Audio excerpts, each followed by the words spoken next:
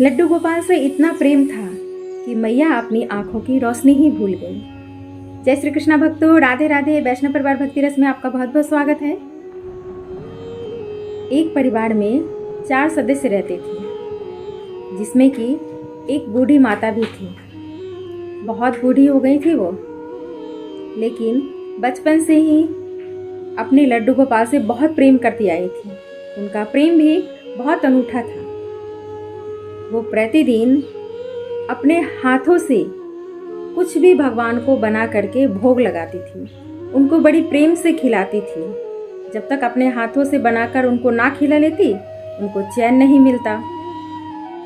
कोई भी कह देता कि हाँ, आज भगवान जी को हमने खिला दिया है, भोग लगा दिया है, मिश्री का भोग लगा दिया, केले का भोग लगा दिया, बट उनका मन नहीं मानता था। जब तक वो अपने कान्हा जी को भोग नहीं लगाती, चैन से नहीं बैठती थी।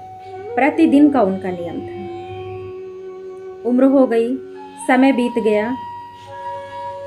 एक टाइम ऐसा आया, उनकी आंखों में प्रॉब्लम आ गई। उसको दिखाने के लिए उनके बेटे उन्हें हॉस्पिटल लेकर गए।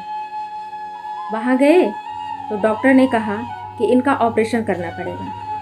मैया बिल्कुल तैयार नहीं थी ऑपरेशन के लिए, लेकिन बेटों ने कहा कि नहीं मैया, आप ऑपरेशन नहीं कराएंगी तो अपने लल्ला को देखेंगी कैसे, अपने ठाकुर जी का कैसे दर्शन करेंगी, उनकी सेवा कैसे करेंगी। बच्चों की बात मान करके मैया घर आ गई और अपने ठाकुर जी की बहुत सेवा अर्चना की, उनसे बातें की, उनको बहुत प्यार की। और एक दिन का परमिशन लेकर के गई और डॉक्टर को भी बोल दिया कि सिर्फ एक दिन का टाइम लेना और एक दिन में मेरे आंखों की ऑपरेशन करके मुझे घर भेज देना। एग्री करके मैया गई। एक दिन का समय लग गया ऑपरेशन में। डॉक्टर ने हिदायत दी कि आंखों का ऑपरेशन तो आपका हो गया है, लेकिन आप आग वाली चीज़ों से दूर रहिएगा। कम से कम 2-4-6 महीने के लिए रसोई में मत जाइएगा। लेकिन मैया कहाँ मानने वाली थी। वो घर आई और भगवान के लिए भोग बना करके उनको भोग लगा के अपने हाथों से खिलाई। बच्चों ने मना किया, अम्मा मान जाओ, डॉक्टर ने मना किया है आपको रसोई में जाने के लिए।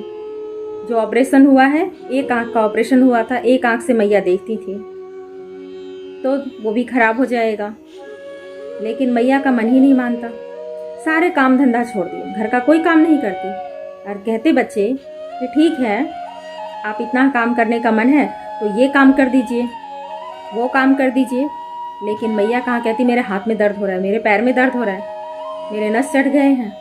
बहुत सारे बहाने हो जाते। लेकिन जब ठाकुर जी के भोग लगाने की बारी आती तो झट मैया रसोई में पहुंच जाती और बड़ी प्रेम से उनके भजन कीर्तन करते हुए, उनका नाम का स्मरण करते हुए मैया बड़ी प्रेम से भगवान के लिए भोग बनाती। ऐसे ही मैया को अफसोस था कि एक दिन आँख का ऑपरेशन कराने के लिए गई थी, उस दिन ठाकुर जी भूखे रह गए, जबकि बहुओं ने कह दिया कि हमने माखन मिश्री का भोग लगाया है आज। लेकिन क्या मजाल था कि मैया मान जाती कि हाँ, मेरे कान्हा जी को भोग लगा दिया होगा। उनको विश्वास ही नहीं होता। जब तक वो अपने हाथों से बना करके भगवान को ना खिलाती, विश्वास ही नहीं करती। उन्हें ऐसा लगता मेरे कान्हा जी आज भूखे ही रह गए हैं। एक दिन दोपहर में सब सो रहे थे। मैया किसी तरह उठी, बहुत अस्वस्थ थी उस दिन, फिर भी उठी, रसोई में गई।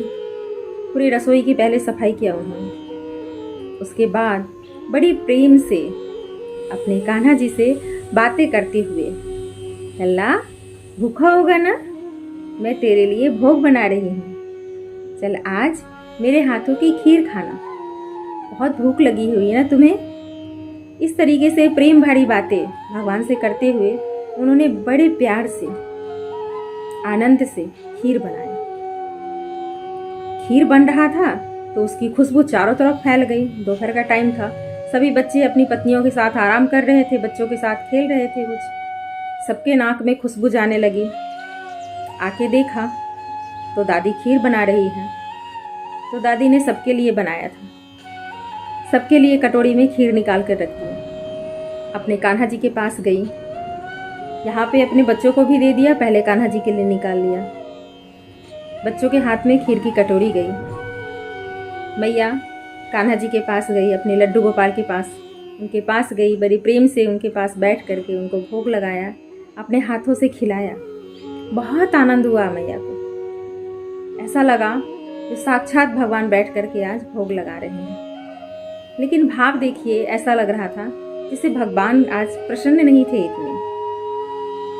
जैसे कोई खट्टी चीज खा लेते हैं तो कैसा फेस हो जाता है, इस प्रकार से भगवान का फेस दिख रहा था।